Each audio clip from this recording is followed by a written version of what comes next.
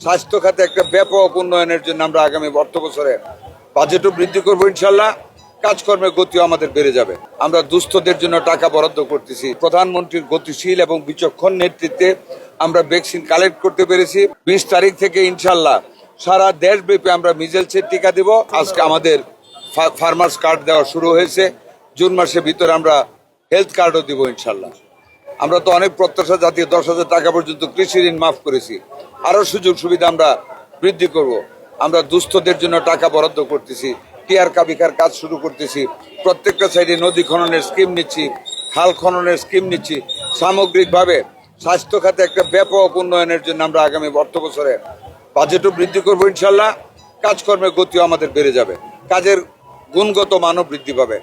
যে দেশে মহামারীর মতন মিজেলস, যেটা হাম রোগ, হাম কিন্তু ছোটবেলা আমাদেরও হয়েছে। প্রত্যেক বাচ্চাদের নাকি হাম হয়, কিন্তু এত বিপর্যয়কর অবস্থা হয় না। তার কারণ কিন্তু আমাদের খাদ্যাভ্যাস, পুষ্টির অভাব। এখন মায়েরা 6 মাস বাচ্চাদের বুকের দুধ দেয় না। ব্রেস্ট ফিডিং এর রেট কমে যাচ্ছে।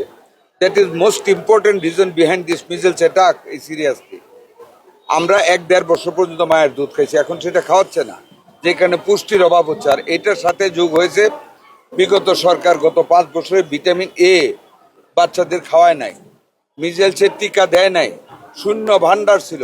সেইখান থেকে সাংবাদিকদের সহযোগিতায়, বিশেষ করে UNICEF, World Health Organization, Gavi, তাদের সহযোগিতা আমরা তড়িৎ গতিতে আমরা আমাদের মাননীয় প্রধানমন্ত্রীর গতিশীল এবং বিচক্ষণ নেতৃত্বে আমরা ভ্যাকসিন কালেক্ট করতে পেরেছি।